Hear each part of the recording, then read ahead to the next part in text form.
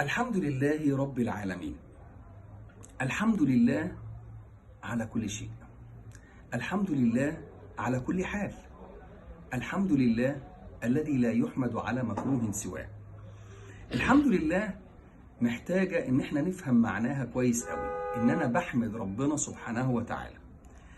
مفهوم قوي ان الانسان عشان يحمد ربنا في الحاجات الحلوة اللي بتحصل له، دي مسألة بديهية جدا.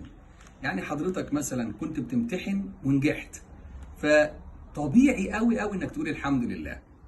مفهوم جدا انك انت لما ترزق بمال ما كنتش متوقعه مثلا، او كنت متوقعه وجالك، انك انت تقول الحمد لله.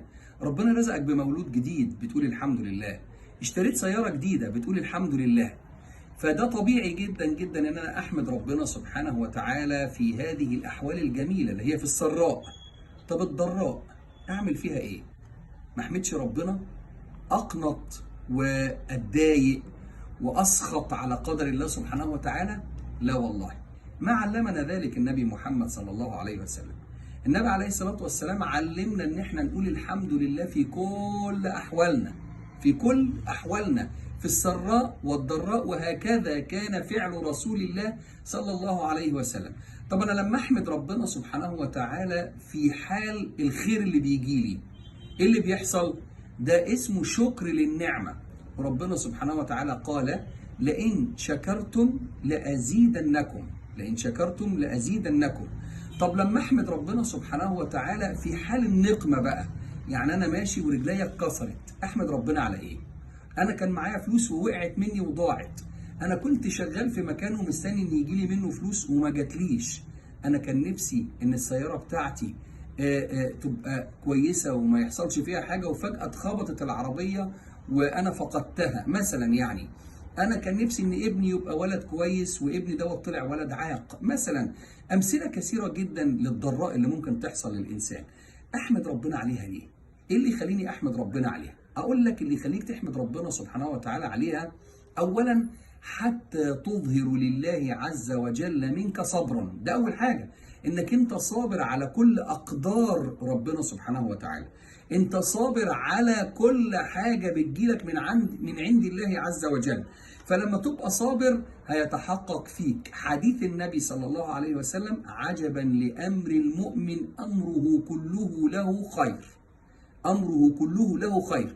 الكلام دوت للمؤمنين بس، غير المؤمنين مش هيعرفوا غير ان هم يفرحوا ساعه ما تجيلهم النعمه، ويحزنوا قوي ويسخطوا ساعه ما تتسلب منهم النعمه. انما المؤمن في كل الاحوال فهو في حاله رضا تام عن الله سبحانه وتعالى. امره كله له خير، ان اصابته سراء شكر، وان اصابته ضراء صبر. والشاكر والصابر في الجنة، ولا يكون ذلك إلا للمؤمن. وأقول لك حاجة تانية: النبي صلى الله عليه وسلم قال: ما من وصب ولا نصب ولا هم ولا حزن حتى الشوكة يشاكها العبد إلا وتخفف عنه خطيئة أو ترفعه عند الله درجة.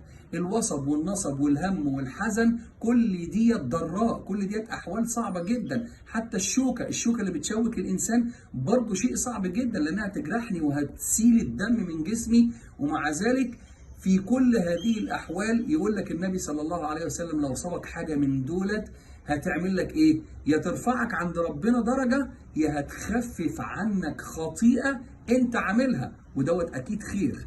واعلم أخي الحبيب إن أي مشكلة تحصل لك، أي مصيبة تحصل لك في الدنيا وتصبر عليها وتحتسب ربنا سبحانه وتعالى، يا يبدلك خيرا منها في هذه الدنيا، يا يبدلك خيرا منها في الآخرة، بشرط انك انت تكون صابر عليها، بشرط انك انت تصبر عليها. واي مصيبة تحصل للإنسان عليك ان تدعو بهذا الدعاء: اللهم اجرني في مصيبتي واخلف لي خيرا منها. سيدة أم سلمة لما مات زوجها أبو سلمة في الحرب، فحزنت عليه حزن شديد جدا جدا، فراحوا قالوا لها: علمنا النبي صلى الله عليه وسلم دعاء قوليه في المصيبة. قالت: أقول إيه؟ قالوا لها قولي اللهم أجرني في مصيبتي واخلف لي خيرا منها. فقالت ومن هو خير من أبي سلمة. كان راجل كويس جدا معاها وكان سلوكه حلو قوي مع زوجته، ولكن هي عشان النبي قال كده وعلموها ان النبي قال كده سمعت كلام النبي وقالت اللهم أجرني في مصيبتي واخلف لي خيرا منها.